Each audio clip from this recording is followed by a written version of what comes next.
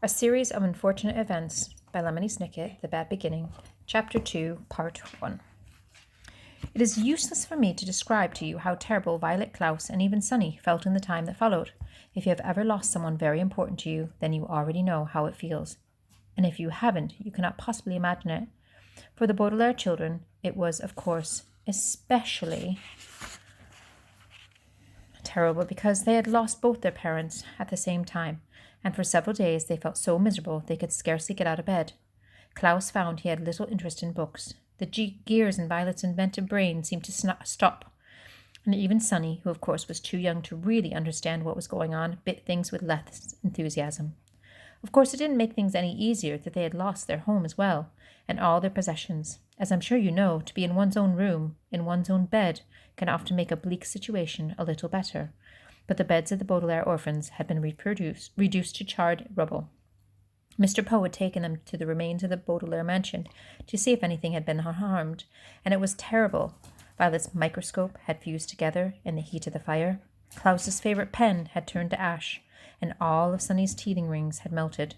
Here and there the children could see traces of the enormous home they had loved, fragments of the grand piano, an elegant bottle in which Mr. Baudelaire kept brandy, the scorched cushion of the window seat where their mother liked to sit and read. Their home destroyed, the Baudelaires had to recuperate from their terrible loss in the Poe household, which was not at all agreeable.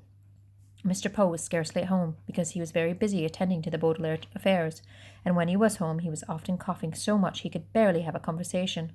Mrs. Poe purchased clothing for the orphans that was in grotesque colours and itched, and the two Poe children, Edgar and Albert, were loud and obnoxious boys with whom the Baudelaires had to share a tiny room that smelled of some sort of ghastly flower.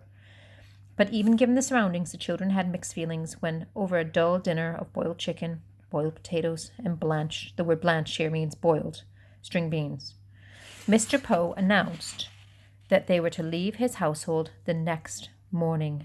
"Good," said Albert, who had a piece of potato stuck between his teeth. "Now we can get our room back. I'm tired of sharing it. Violet and Klaus are always moping about and are never any fun." "And the baby bites," Edgar said, tossing a chicken bone to the floor as if he were an animal in a zoo, not the son of a well-respected member of the banking community. "Where will we go?" Violet asked nervously. Mr. Poe opened his mouth to say something, but erupted into a brief fit of coughing.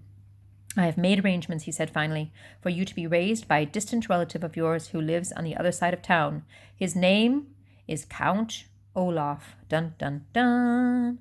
Violet, Klaus, and Sunny looked at one another, unsure of what to think. On one hand, they didn't want to live with the Poes any longer. On the other hand, they had never heard of Count Olaf and didn't know what he would be like. Your parents will," Mr. Poe said, instructs that you be raised in the most convenient way possible.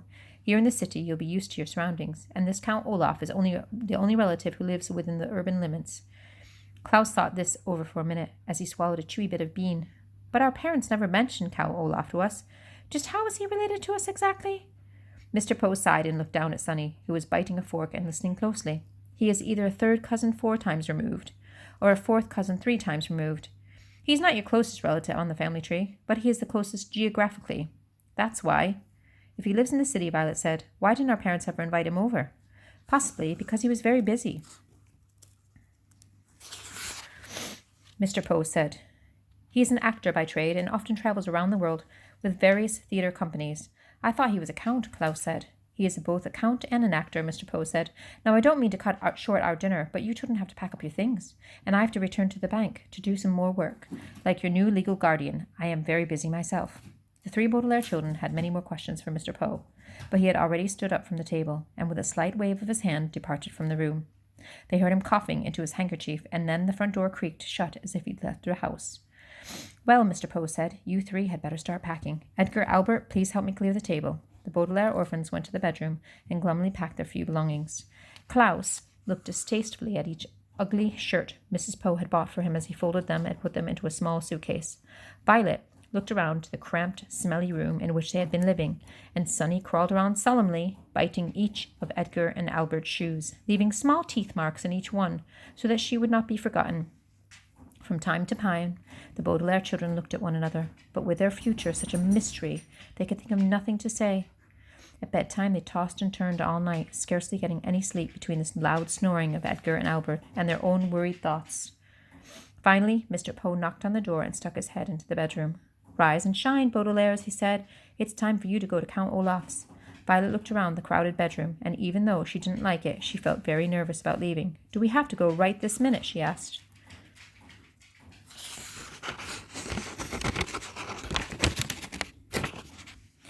Mr. Poe opened his mouth to speak, but had to cough a few times before he began. "Yes, you do. I'm dropping you off on my way to the bank, so we need to leave as soon as possible. Please get out of bed and get dressed," he said briskly. The word briskly here means quickly, so as not to get the Baudelaire children to leave the house.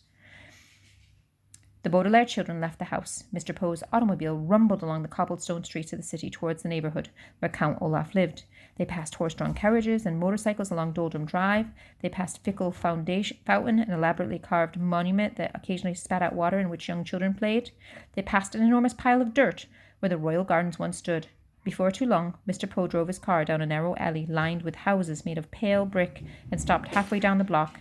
"Here we are," Mr. Poe said, in a voice undoubtedly meant to be cheerful. "Your new home."